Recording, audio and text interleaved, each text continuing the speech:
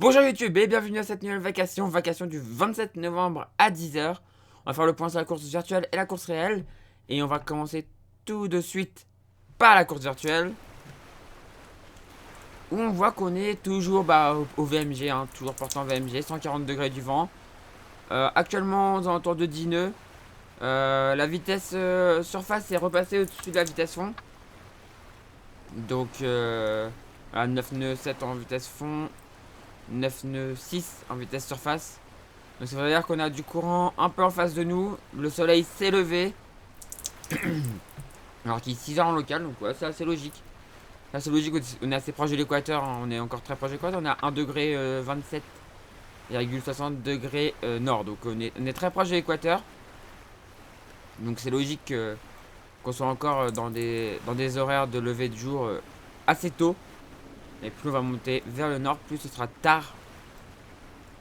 En heure locale, je veux dire. Ce sera tard en heure locale. Donc on remonte du coup par 14 degrés nord. L'arrivée est à 14 degrés nord. Tout se passe bien à bord. On est par contre toujours derrière ces bateaux là. On n'a pas réussi à les doubler. Donc là par exemple Ramet, Thèbes 66. Ou un bateau juste devant là. Celui-là là. Brest. Donc ces bateaux là sont toujours devant.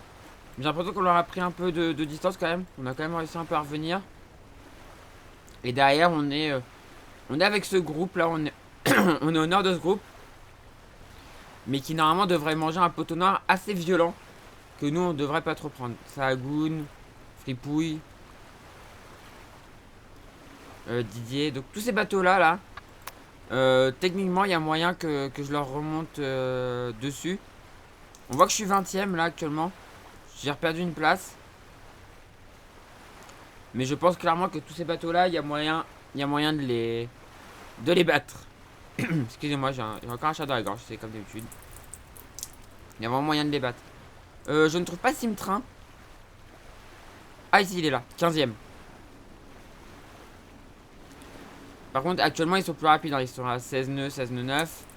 Mais le truc c'est que quand on va se bouffer le poteau noir, il risque de bouffer un poteau noir bien plus sévère que moi. Donc ça c'est intéressant.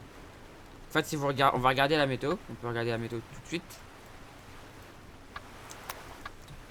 Hop, voile 2. Hop, et voilà. On va aller voir la météo. Normalement, donc là c'est la trajectoire rouge qui nous intéresse. C'est le dernier routage que j'ai fait. En fait quand on va arriver dans le poteau noir, ils vont se prendre une grosse bulle sans me regarder. Hop, donc on passe. Là moi j'ai du vent. Je reste avec du vent. Et regardez en fait tout ce qui est proche de la côte à cet endroit là, il y a moins d'air. Donc en fait techniquement j'aurai plus de vent que avant que le vent leur rentre aussi dessus. Ah c'est moins violent qu'hier quand même, hein. C'est quand même un peu moins violent qu'hier. Hier il y avait vraiment une très grosse bulle sans vent qui s'installait par ici. Là les derniers fichiers donnent une bulle un peu moins puissante quand même. Mais par contre ouais voilà, on voit quand même qu'au sud, s'ils sont pas remontés assez vite au nord, là il y a moyen que ça coince, hein. Il y a moyen que ça coince. Donc je pense que je peux être pas trop mal. On va essayer, hein. De toute façon on reste dans l'option. Là maintenant il n'y a plus vraiment de choix stratégiques à faire, c'est de la vitesse. Les positionnements sont faits, maintenant c'est go pour l'arrivée.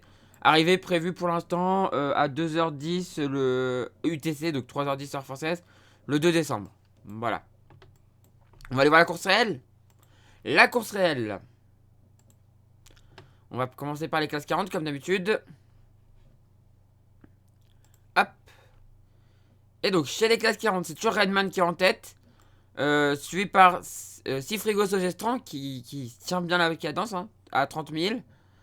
32 000 pour Banque du Léman en 3ème position. Volvo 4ème à 33 000. Super serré quand même, hein. La Manche Évidence Nautique en 6ème position à 59 000. Un peu d'écart, mais toujours jouable en fait, hein. C'est toujours jouable. Project Rescue Ocean en 7ème position à 70 000. Le Galet à 71 000 en 8ème position. Edenred à 72 000 en 8ème position. Tequila 10ème à 84 000. Et on refait comme hier tous les bateaux à moins de 100 000. Et donc la boulangère bio à 85,7 000 et le premier bateau à moins de 100 000. Le dernier bateau à moins de 100 000. Puisque Serenity Consulting est repassé au-dessus des 100 000 et il est à 101,5 000. Donc Amélie Grassi et Marie-Rio qui font une bonne course en vrai. 11ème avec un bateau tout neuf qui avait que 3 semaines de navigation avant. Enfin, qui avait que 3 semaines à l'eau avant la Jacques Vabre. C'est franchement pas mal quoi. On va regarder les gens que je connais. Allez, on regarde les gens que je connais. Derrière, par ici, on doit avoir le bateau de... Ah bah ici là. Croisière Full of Life en 17ème position à 160 000 des leaders. Derrière, on doit avoir Vogue avec un crône. Vogue avec un crône qui doit se trouver par ici. On va regarder sa position. On va regarder sa position sur 27ème position. Donc 30, 29. Ah voilà, ils sont là. Ils étaient un peu cachés par l'autre bateau du dessus. Donc Vogue avec un crône 27ème à 297 000. Derrière, on a Groupe G2C La Martinique à 568 000. Jean-Edouard qui disait dans un post Facebook qu'il était il était impressionné par la vitesse de certains bateaux, certains classe 40, et que même avec son bateau, même en le poussant à fond, il avait du mal à les tenir. Et que ouais, même des bateaux qui étaient autour de lui, il était un peu impressionné par la vitesse de ces bateaux.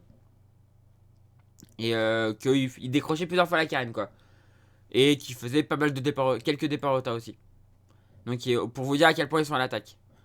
Et enfin, dernière position, Terre Exotique, qui revient un petit peu, en 43ème position à 1092 000 leaders. Il revient un petit peu sur le groupe de là, donc espérons pour lui qu'il puisse finir dans les temps. L'objectif pour tous les bateaux un peu au nord, là, ça va être de descendre au sud, d'aller chercher le bon angle pour aller sur Martinique.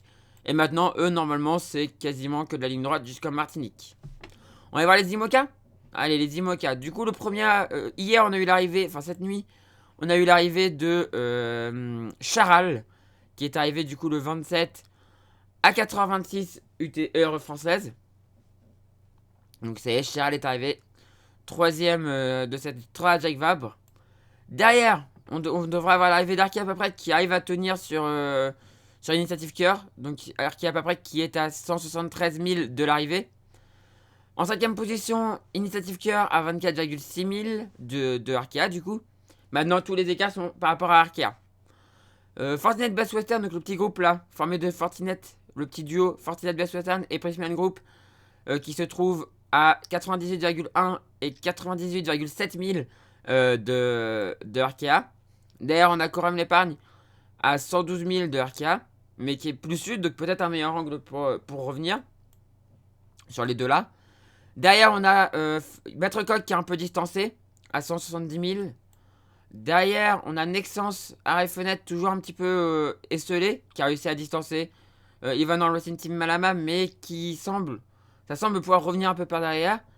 Donc après, on a Ivan dans le Racing Team Malama à 266 000, toujours avec son problème de ki. Derrière, on a Groupe Apicil qui résiste au retour, enfin qui résiste à MACSF après l'avoir doublé. Il y résiste. Costume Lantana Paysage est au niveau des premiers classes 40, en 14ème position. Un peu esselé, mais qui va tenter de résister au possible retour de ces bateaux-là, même si on a vu que c'était lui qui avait réussi à s'échapper un petit peu. Mais là, ça a l'air de revenir un peu par derrière, avec un groupe composé de la Micheline, Time for Ocean, Groupe Cétain et Compagnie du Legility. C'est assez proche, ça y est, ils ont rattrapé la Micheline. Et donc maintenant, ça devrait former un groupe pour essayer d'aller prendre en chasse Costume Lantana Paysage. Derrière, tout seul, complètement esselé, à 991 000 du coup de Arkea, on a les laboratoires de Biarritz, avec Tanguy et Denis. Et Ebac en 20ème position à 1363 000. Et voilà. Tous les IMOCA maintenant, normalement, sont en ligne droite en direction de la Martinique. Et les ultimes, on va faire le dernier point sur les ultimes, du coup, puisque le dernier est arrivé, c'est Odebo, qui a réussi à doubler Charal, même si c'était pas la même classe, a réussi à doubler Charal avant d'arriver. Et donc ce débo, on a terminé avec cette 30 à Jack Vabre. Alors là on le voit ici, je sais pas si c'est parce qu'il est encore en mer. Non, il est arrivé tôt, il arrive à 3h59, ça m'étonnerait qu'il soit encore en mer. Ou alors il repart direct pour le convoyage. Peut-être. Ça m'étonnerait, mais peut-être. Mais en tout cas, voilà, Sodebo est arrivé. Donc, il n'y a plus d'ultime en mer à l'heure actuelle. Il n'y a plus d'ultime en mer. Il ne reste plus que des IMOCA et des classes 40. Voilà. Et bah, du coup, on a fini avec la course virtuelle, réelle. On repasse à la course virtuelle. Avant de se laisser, YouTube. Voilà. 8 nœuds 6, 9 nœuds sur la route surface. C'est pas très rapide, mais bon, on fait avec. On a 141 degrés du vent. On est sur la VMG, donc c'est cool. C'est plutôt cool. Bah, du coup, YouTube, on va se laisser là-dessus. Si ça vous a plu, on fait briller le pouce en l'air. N'hésitez pas à s'abonner pour ne rater les prochaines vidéos et de cette 30 Jack Vab. Et n'hésitez pas à venir sur Twitch, lien en description de la vidéo, à 10h, 17h, 20h30 pour les vacations. Voilà, je vous fais des gros bisous, je vous dis à la prochaine et ciao YouTube.